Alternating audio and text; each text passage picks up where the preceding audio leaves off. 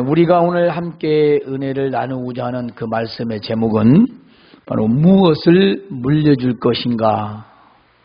무엇을 물려줄 것인가? 과거나 지금이나 어느 때든 열심히 일하며 부를 축적하라는 데는 빠지지 않는 이유가 하나가 꼭 있습니다. 그것은 자신의 자식들에게 그 부를 물려주려고 한다는 겁니다. 세상 사람들의 복의 개념은 바로 잘되고 어떻게 해서든지 부귀영화를 누리며 사는 것이라고 생각을 하기 때문입니다. 그래서 자녀들에게 어떻게든지 자신이 가지고 있는 것을 그저 누리게 하려는 그 면만 보면 참 부모님의 좋은 마음이라고 볼 수 있겠지요. 하지만 그것은 진정한 의미에서 복은 아니죠.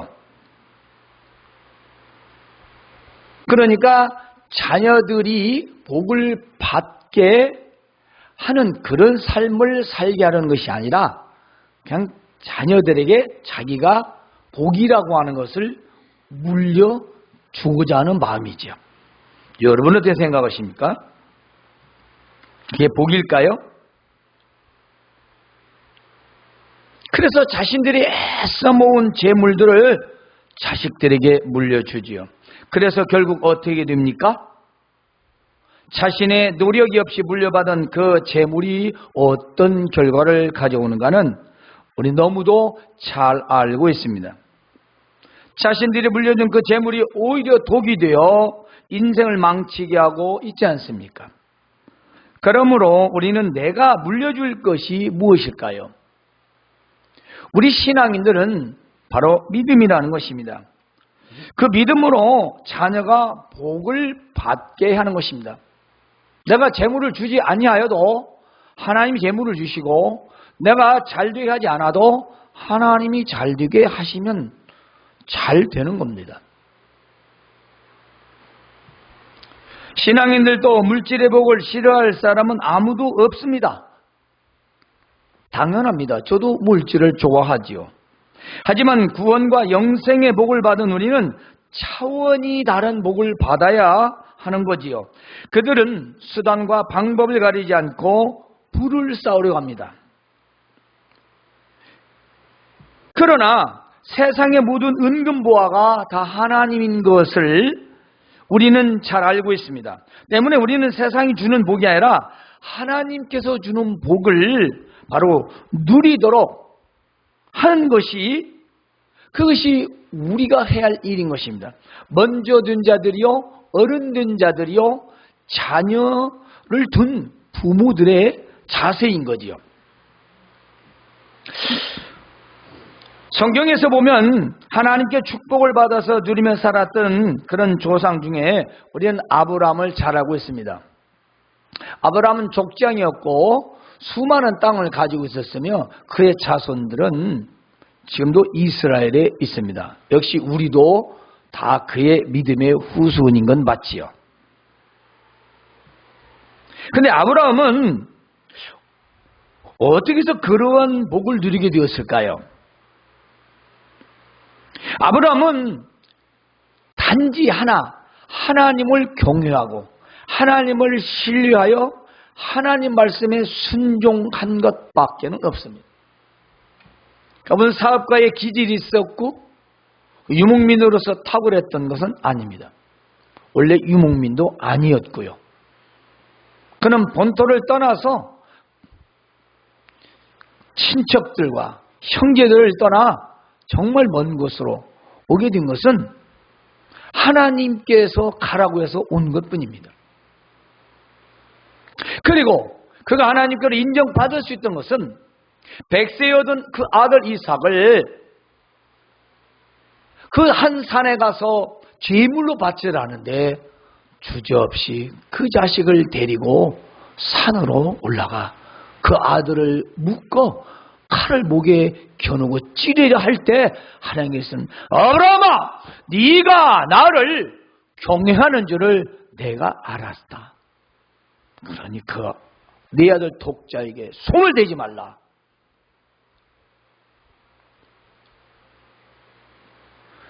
그 하나님 말씀을 순종하여 아들을 바치려는 것은 하나님을 경외했고 하나님을 믿고 신뢰했기 때문입니다. 이유가 없습니다.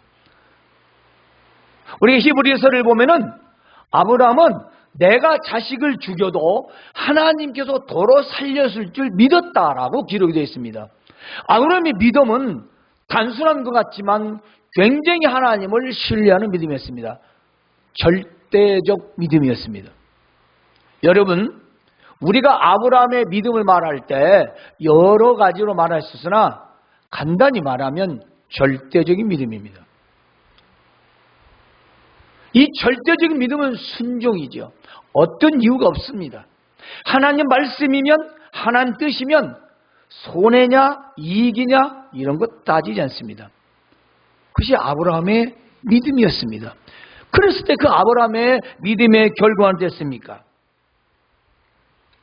그 아브라함은요, 이렇게 하나님을 무한 신뢰하면서 늘 순종함으로 살았고 하나님을 경외했던 까닭에 그는 그의 하나님께서 하신 말씀을 아들 이삭에게 또 전달을 합니다.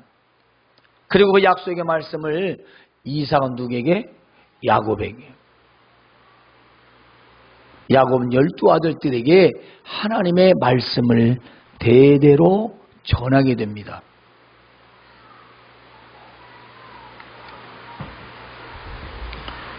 그러므로 하나님을 경외하며 하나님의 계명을 즐거워하는 자는 복이 있다 했으니 하나님의 계명은 지켜야 할 것들입니다.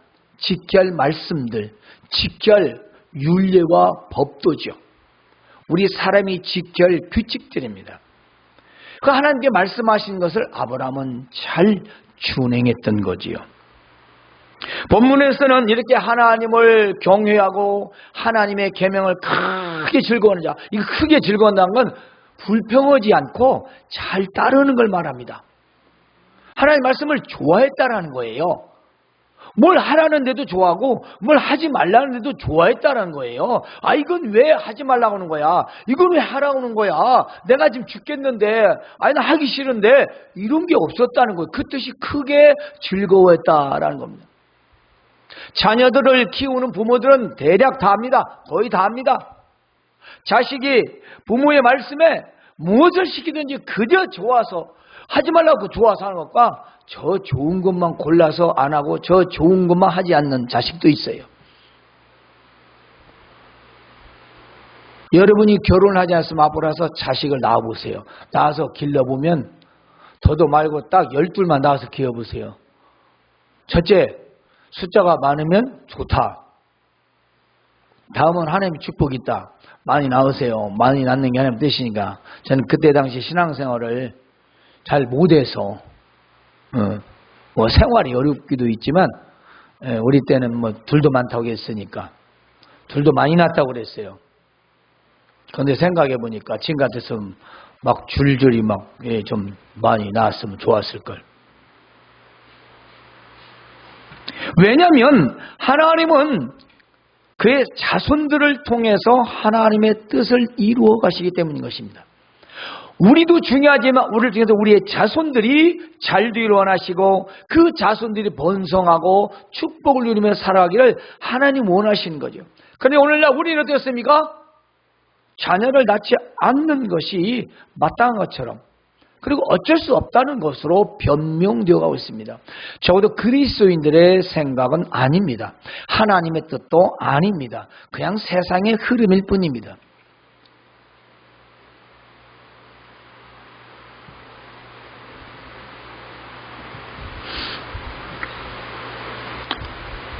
하나님을 경외하고 하나님의 계명을 지키는 자들, 그런 사람들을 표현해 놓은 내용이 세 가지로 요약됩니다. 첫 번째, 본문을 보면 하나님을 향한 확고한 믿음이에요.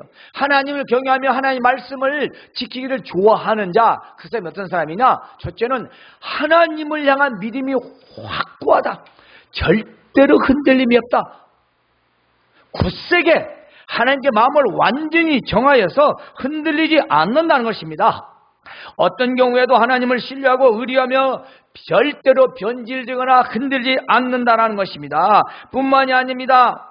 흉한 소문을 두려워하지 않는다 했으니 이것은 자신에 대해 나쁜 소식, 혹은 교회에 대하여, 혹은 내 믿음에 대하여, 우리 신앙에 대하여, 또 하나님에 대하여 이런 소식이 나쁜 소식을 들어도 두려워하거나 불안해하지 않는다는 것입니다.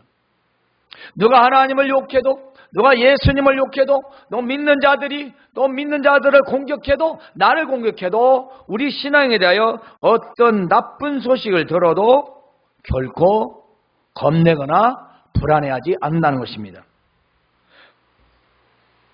그런 사람은 또한 마음이 견고하다는 것이죠. 흔들리지 않는다는 것입니다. 환난과 핍박을 당해도 절대로 겁내지도 않고 무서워하지 않는 그런 믿음인 것입니다. 아브라함이 독자들 이삭을 순종함으로 바치러 목에 칼을 댔을 때 하나님께서 멈춰라. 네가 나를 참으로 경외한 줄 내가 알았다. 이건 하나님을 믿는 온전한 믿음이었습니다. 세상에 100세 얻은 아들을 이제 와서 바치라니 말이 안 되는 그런 상황에서 아브라함은 겁을 내지 않고 두려움 없이 불안하지 않고 그 자식을 하나님께 바칠 수 있었습니다. 하나님께서는 그를 시험하신 것이죠. 그의 믿음을 보았던 것입니다. 우리의 믿음은 절대적인 믿음이어야 됩니다. 이 절대적인 믿음은요, 어떤 것과 타협하지 않습니다. 세상의 물질과 명예와 권세와 타협하지 않습니다. 시간하고도 다투지 않습니다. 사람의 체면과 관계도 따지지 않습니다. 우리의 생활고도 따지지 않습니다. 하나님을 절대적으로 경외한 아브라함은요, 그 아들 이삭과 더불어 야곱 그리고 그의 12 아들에게 그의 믿음이 고스란히 전달되는 것입니다. 그리고 그들은 모두 축복을 누리며 살았습니다. 이스라엘 대표 지파가 된 것입니다.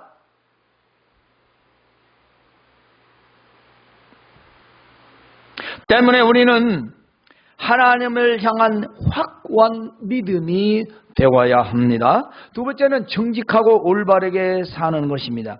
하나님을 경외하며 하나님의 계명을 크게 즐거워하는 자는 정직하고 올바르게 사는 자라는 것입니다. 정직은 하나님 앞에서 정직을 말합니다. 하나님을 망각하고 사람에게만 정직한 것은 정직한 것이 아닙니다. 그것은 오히려 하나님을 만홀히 여기는 거예요.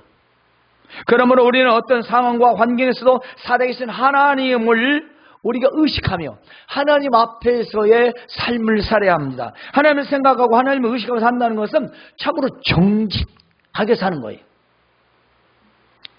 솔직이란 말보다 더 정직하게 살아가는 거예요.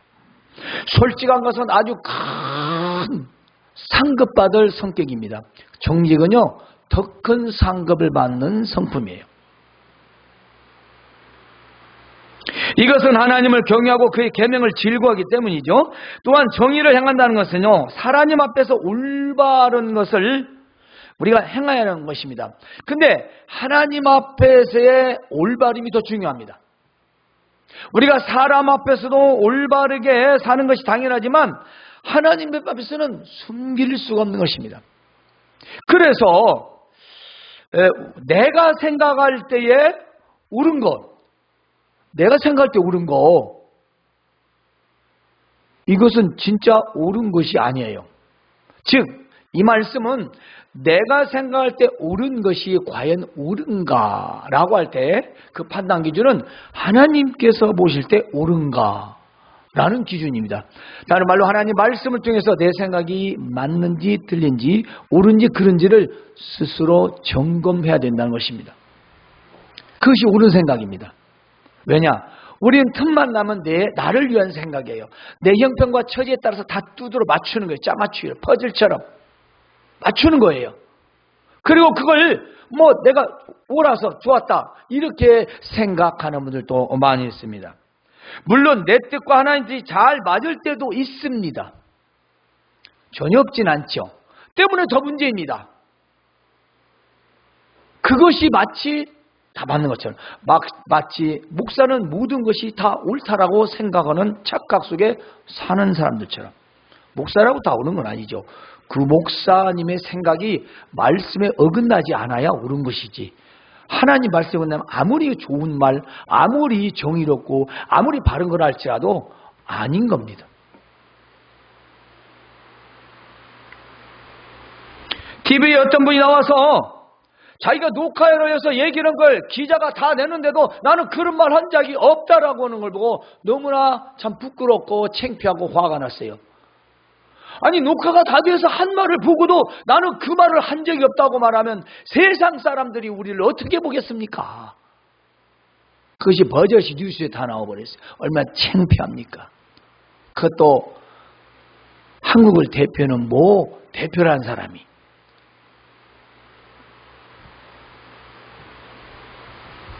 참으로 우리는 정직하고 올바르게 살아야 합니다. 그래서 내가 생각할 때 옳은 것이 아니라 하나님의 생각에 옳은 것이 합니다. 우리의 생각과 판단과 행동이 하나님 말씀에 맞아야 정의가 되는 겁니다. 그리고 하나님의 온전한 의는 공의라고 말합니다. 공평하신 하나님이라는 거죠. 그래서 하나님을 경외하고 그 계명을 즐거워하는 자는 올바르게 사는 자지요. 세 번째로는 바로 자신의 것으로 베푸는 자입니다. 세상에 자기 것이 아깝지 않은 사람이 어디 있겠습니까? 아무리 많이 가진 사람도 남에게 그냥 주는 것은 결코 쉽지 않습니다.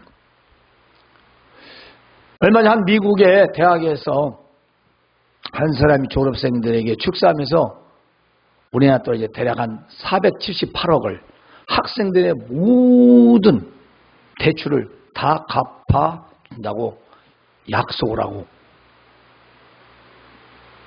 그걸 지켰어요. 우리나라 부부 중에 그런 사람이 있을까요? 400명 이상 되는 졸업생들의 대학교 학자 대출금을 다 갚아주었어요. 그 사람이 돈이 많았어도 꼭 한다는 보장은 없어요. 그 사람 마음이 중요한 거지. 자, 우리가 내 것으로 남을 베푼다는 의미를 잘 알아야 합니다. 사람들은 다른 사람의 것으로 베풀 수는 있습니다. 저도 그런 사람을 봤어요. 난 자기 돈으로 짜장면 한 그릇 나 안 사주는데 다른 사람 걸 빌려서 나한테 뭘 해주는 사람이 있더라고. 남의 것을 이용해서 남을 도와줄 수 있어요. 모금 만들고 성금 만들고 다 하잖아요. 자기 건 손에 안 보고 걷어서. 좋은 거지만 또 결국은 좋지 못한 결과를 가진 경우도 우리는 있습니다. 따라서 가난하고 불쌍한 그런 사람들에게 자신의 재산을 아낌없이 풀어서 그들에게 베푼다는 것은 바로 하나님을 경외하고 하나님의 계명을 즐거워하는 사람이라는 것입니다. 물론 세상에 믿지 않는 자도 이렇게 할 수 있지만 저는 전제가 하나님을 향한 믿음이 확고해야 한다고 했습니다. 하나님을 향한 믿음이 확고한 가운데에 우리가 자선도 하고 선도 베푸고 하는 것이 바로 나와 내 자손에게 복이 된다는 겁니다. 자, 하나님께 이와 같이 자신의 모든 것을 내놓아 가진 자들을, 즉 없는 자들을 돕는다는 것은 바로 이웃을 사랑하는 겁니다. 즉 사랑의 실천이죠. 지금 일부 기독교인들 중에도 이런 말하는 사람이 있어요. 열심히 해도 먹고 살기에 부족하다고. 네, 솔직히 냉정히 말하면 먹고 사는 것이 부족한 것이 아니라 세상 사람들처럼 물질의 풍요를 누리며 살고 싶은 마음 때문에 부족하다고 하는 것입니다. 우리가 지금 밥 세 끼 못 먹는 사람이 있습니까?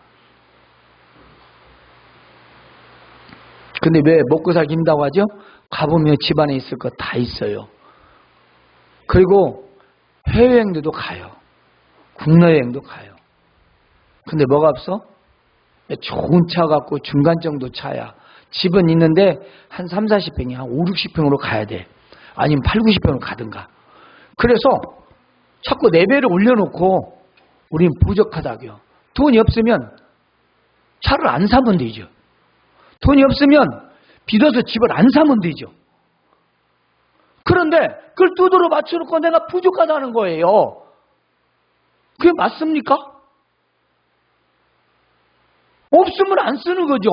그게 맞는 이치죠. 자, 돈은 100만 원 버는데 200만 원짜리 삶을 살려고 꿈꾸면 그것이 부족한 게 아니라 모자라죠. 자, 남 하는 거 다 해야죠. 신용 다 내야죠. 그리고 할 거 다 해야 되죠. 그러면 어떻게 우리가 살겠습니까? 그리고요, 벌어도 모자란다고. 젊은 사람들이 300만 원 이상 소득이 돼야 결혼한다고 했죠. 나는 300만 원 안 돼서 사는 사람을 보고 있어요. 그리고 저거들이 500만 원, 600만 원 가지고 살아간다고 합니다. 가보면 밥 3끼 위에 전기세, 물세, 공과지금 내면 나머지는 뭡니까? 다 안 해도 괜찮은 것. 있으면 하지만 없어서 안 해도 죽고 사는 문제 아닌 거예요. 다 남들이 하는 거, 그거 하려고 하는 거예요. 그걸 못하니까 먹고 살기 힘들다고 하는 거예요. 그건 레벨을 잘못 적은 거죠. 그 믿는 사람의 그 레벨 수준은 아니에요. 욕심.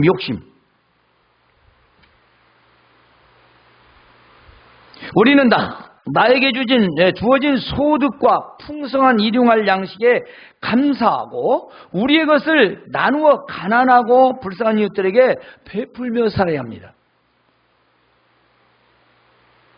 세상 사람 그것을 있으면 있는 대로 없으면 없는 대로라고 하지만 우리는 있으면 있는 대로 없으면 없는 대로가 아니라 있으면 감사하고 없어도 감사하며 사는 사람들인 것입니다. 그게 우리가 다른 점이에요. 있으면 행복하고 없으면 죽겠다고 하고 그건 안 믿는 사람이에요. 안 믿는 사람. 믿는 사람은 아니에요. 왜냐 세상 사람은 그러니까 있으면 죽고 없으면 죽겠다고 하는 것이 세상 사람이니까. 근데 우리는 만물의 창조주요 주관자요 금과 은과 보화를 다 주관하시면 하나님이신데 그걸 우리가 믿는다라면 우린 주어진 것에 만족해야지.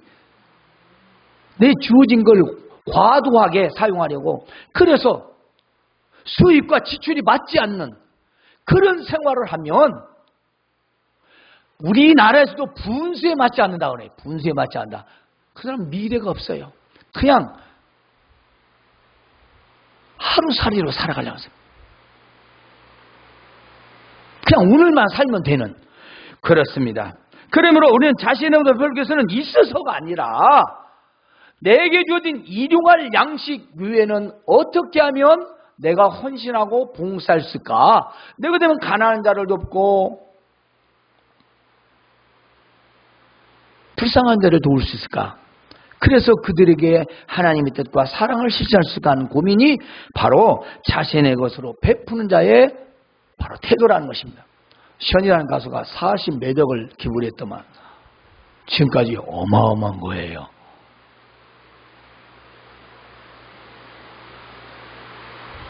있다고 하는 건 아니라고 했습니다. 없다고도 해요. 하나님을 경외하고 하나님의 말씀을 준행하려고 하는 자는 자신의 것으로 베푼다는 것입니다. 가난한 자들을 위하여 불쌍한 자를 위하여. 자, 하나님을 향한 확고한 믿음과 그리고 정직하고 올바르게 하고 자신의 것으로 베푸는 자는 하나님을 경외하는 사람이고 그 계명을 즐겁게 지킨 사람입니다.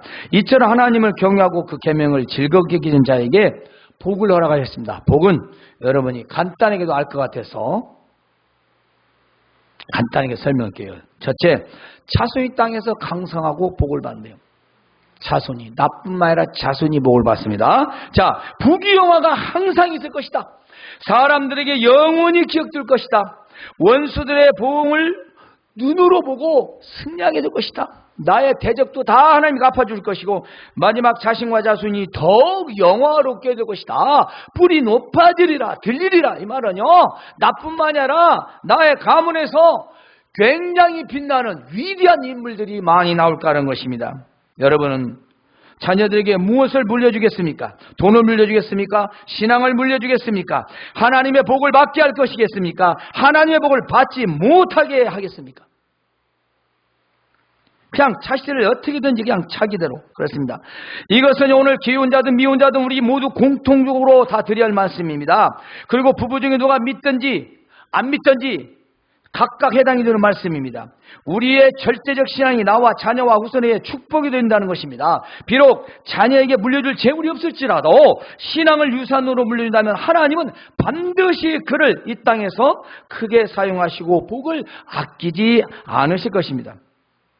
그러므로 먼저 내가 신실하고 절대적 신앙이 되어야 나와 자녀들이 복을 받게 되는 것입니다.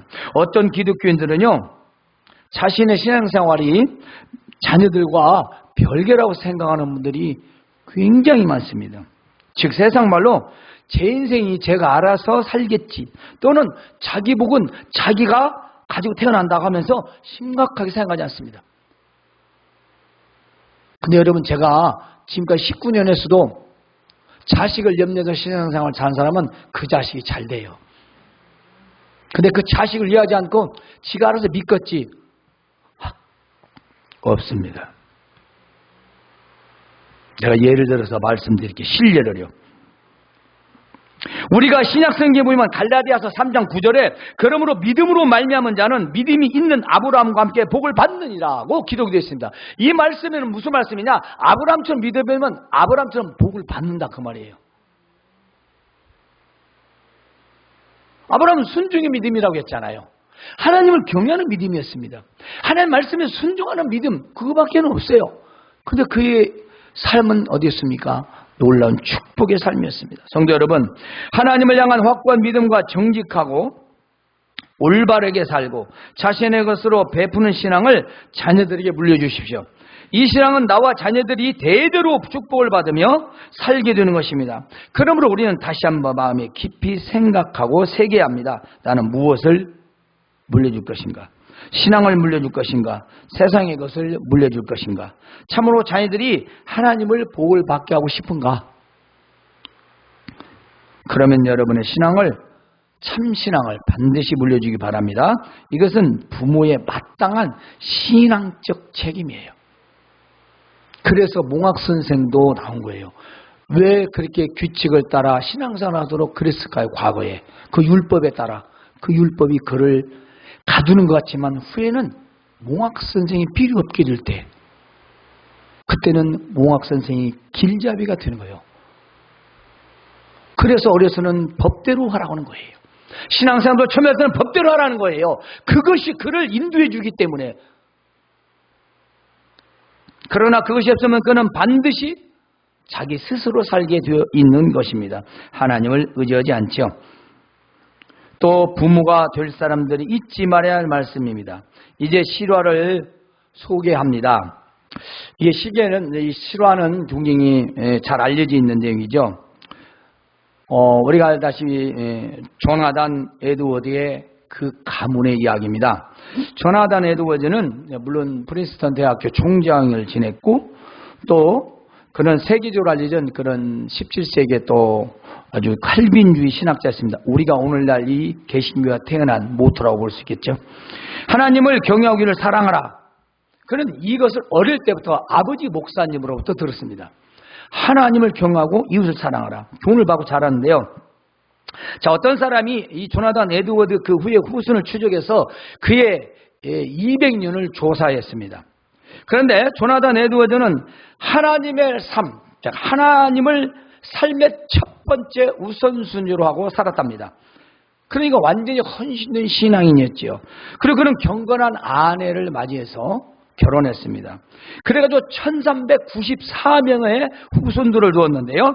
그 중에 295명은 대학을 졸업했고, 그리고 13명이 대학교 총장이고, 65명이 교수고, 3명이 연방 상원 의원이고, 3명은 주지사고, 30명은 판사고, 102명은 변호사, 56명 의사, 75명은 군대의 장교, 100명은 유명한 선교사와 목사, 작가가 되었고, 1명은 미국 재무부 감사관, 1명은 미국의 부통령이 되었답니다. 이거 뭐 인터넷만 두드러 다 나오는 얘기예요. 자, 조나단 에드워드를 연구한 사람이었던 사람이 그의 친구 맥스 주크라는 사람이 있습니다. 그 후손들도 동일의 시대에 살았기 때문에 추적을 해봤어요. 그래? 자, 그런데 이 조나단 에드워드의 그 친구는 맥스주 그는 어렸을 때 주일학교를 빠지지 않고 잘 다녔대요. 근데 어느 날부터인가 믿음을 잃어버리고 교회를 떠나서 이제 방탕한 생활을 하게 되었답니다. 그러다가 신앙이 없는 여성과 만나서 결혼해서 자녀를 두었는데요. 그의 후손 역시 1292명이나 됩니다. 자, 어떻게 됐을까요? 그 가운데 유아 사망이 309명, 거지가 310명, 불구자가 440명, 매춘부가 50명, 도둑이 60명, 살인자가 70명, 별 볼 일 없이 그냥 산 사람이 53명이라는 조사 결과가 나왔습니다. 이거 역시 인터넷상에서 다 뚫으면 나오는 이야기예요.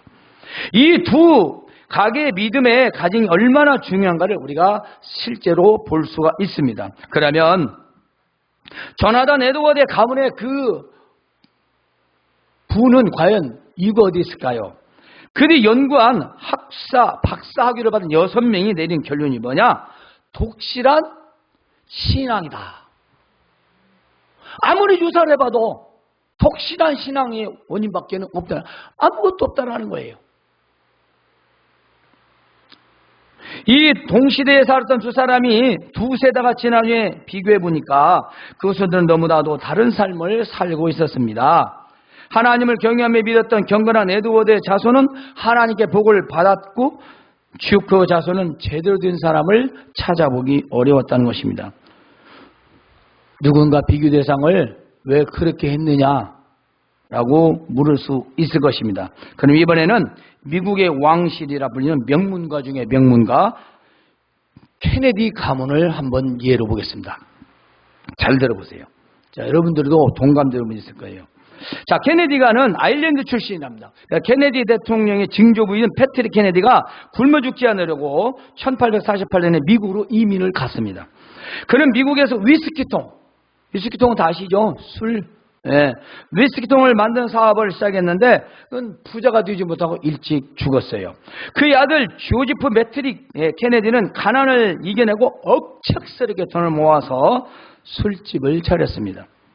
금주령이 내렸던 시절에 영국의 술을 밀반입해서 떼돈을 벌었습니다. 그리고 그는 주의 하원의원에 당선이 되었습니다. 그 아들은 열심히 공부를 시켰습니다. 그래서 케네디의 아버지인 조지프 케네디는요, 하버드 대학을 졸업하고 은행장이 되었고 증권거래위원장을 했습니다. 미국에서 증권거래위원장 어마어마한 부가입니다. 우리나라랑 틀려요. 그는 유리회사 주가 조작과 영화 사업 그리고 경마장으로 재벌이 되었고 영국 대사까지 되었습니다. 그리고 아들 존 F 케네디는 미국의 최연소 대통령이 되었습니다. 케네디가의 형제들은 승승장구했습니다. 상원의원도 되었고 법무부 장관도 되었고 하원의원도 2명이나 있었습니다. 자, 여기까지 보면 자수성가. 케네디 가문 아주 분명히 성공한 가문이 맞습니다. 하지만 이제부터가 문제입니다. 문제가 생기는데요. 존 F 케네디는 형 조지프 케네디 형, 그러니까 케네디 조지프 케네디는 1944년에 공군군 조종사로 베를린 공습에 참여했다가 격추당해서 죽습니다. 그러니까 케네디 대통령 형을 말하는 거예요. 그리고 존 F 케네디는 어떻게 됐습니까? 대통령 당선된 지 2년 만에 1963년 그때 나이 45세인데 우리가 알다시피 역사적으로 암살당했잖아요. 자, 43살. 케네디 전 대통령의 죽음에 대한 슬픔이 가시기도 전에 1968년엔 동생 로버트 케네디가 민주당 대통령 후보로 지명을 위한 예비 선거운동을 하던 중에 로스앤젤레스에서 또 피살당합니다. 42살. 케네디 전 대통령의 누이 동생 캐슬린도 1948년 프랑스에서 비행기 추락사고로 28세의 짧은 생을 마감합니다.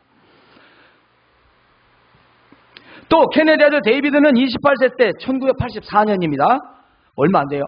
플로리다주 밤비치에 있는 휴양지 호텔에서 약물 과다 복용으로 숨져 죽습니다. 데이비드 동생 마이클도 1997년 콜로라도의 한 스키장에서 가족들과 스키를 즐기던 중에 사고로 숨집니다. 39세. 케네디 대통령 외아들 존 F 케네디 2세는요, 부인과 함께 1999년 7월 10일 사촌 여동생 결혼식에 참석하기 위해 새로 구입한 단발 비행기를 직접 몰고 가다가 비행기 고장으로 추락해서 죽습니다. 당시에 요한 바오로 2세가 교황 이렇게 말했습니다. 로마 교황이 이것이 케네디가의 마지막 피극이 되기를 바란다. 얼마나 안타까우면 이런 말을 다 했겠습니까? 증조 할아버지는 위스키통을 제조하고 할아버지는 술집과 술 도매상에서 돈을 벌고 아버지는 은행업과 주식과 영화사업과 경마로 돈을 벌었습니다. 그의 아들들은 1등이 되라는 가르침을 받았고 1등이 되었습니다. 그러나 그의 아들들은 그보다 먼저 세상을 다 떠났습니다. 손자들도 다 죽었습니다. 지금은 막내 아들 에드워드 케네디만 살아남았습니다.